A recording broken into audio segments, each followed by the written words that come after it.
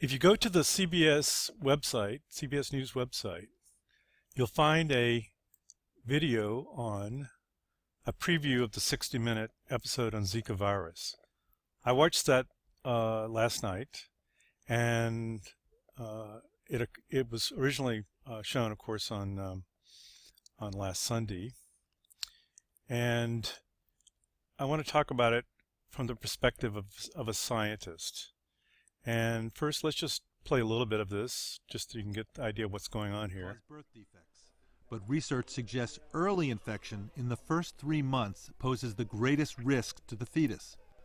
Rocio was diagnosed late in her pregnancy. After 21 hours of labor, an emergency C-section. The nurses are meticulous, looking for any sign the Zika virus has infiltrated the newborn's body. They take the usual height and weight and collect samples of urine and blood for testing. Head circumference is crucial. Any deviation from the norm could indicate the virus has attacked the baby's brain. So that's the fear, that the virus has attacked the baby's brain. Now, what do we know about how the virus attacks the brain? Really not very much. And that is what is disturbing, because dengue virus, which is a closely related virus, has been attacking hundreds of millions of people every year and causing severe complications. But dengue so far has not been shown to really attack the fetus like Zika. So that's what makes Zika so terribly disturbing. That plus the fact that it could be transmitted sexually. So really the only way to really approach these viruses, these flaviviruses, which includes West Nile virus, yellow fever, Japanese encephalitic virus, and some viruses that are transmitted by ticks instead of mosquitoes, is to develop vaccines. And it's really been difficult because in the case of dengue, which is what we know much more about than Zika, vaccines that are made against one of the now five serotypes can actually cause increased risk of dengue fever, hemorrhagic fever, or dengue septic shock among those who were actually vaccinated. That's because the first dengue fever infection by one of the five serotypes is usually fairly mild.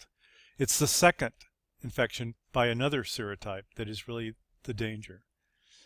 So what has happened is that they've been trying to make one dengue vaccine that attacks all the types of dengue virus serotypes. So they're looking into whether this one is working. This particular dengue vaccine has been licensed to Mexico, and so they're gaining additional clinical evidence of how it works. I would say, looking over this description of it, the efficacy was kind of low, not 95%.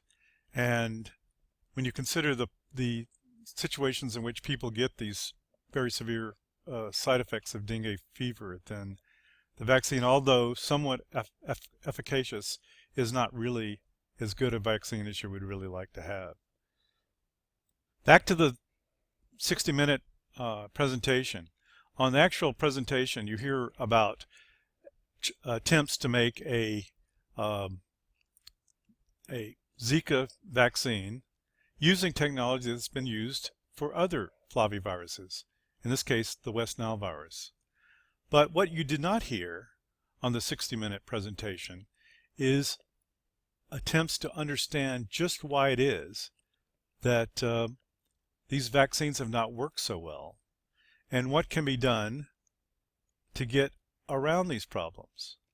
I've recently been reading the dengue virus literature quite extensively, and I have realized that some of the papers that were recently published as recently as 2015 make assumptions that are not clearly stated in the paper. And these assumptions are crucial to knowing what they've proven by their experiments. And as a result of this, I have formulated a series of experiments that I'd like to try in a veterinary setting, which would test out some of the alternative interpretations of the scientific literature. This is what's needed. We need to go back and try to list all of our assumptions and devise experiments that will test our assumptions in veterinary settings, and try to see if we can come up with a better approach to making a virus that will keep this sort of thing from happening.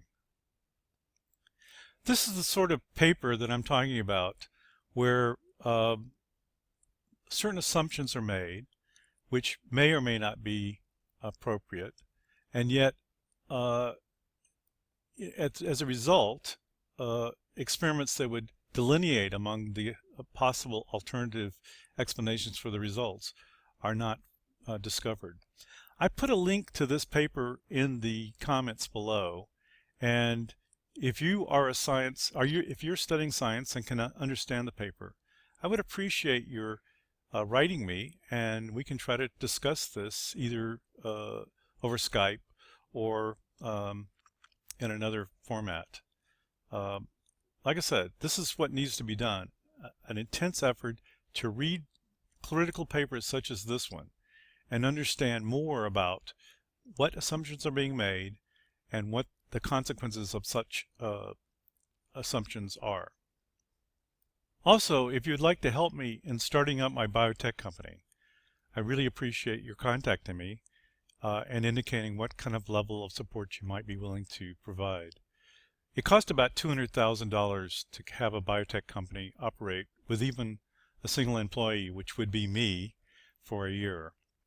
And if nothing else, we can go through and identify the assumptions of that paper that I showed you and how to test out those assumptions and see what the implications are for developing novel vaccines. Thank you so much for your attention.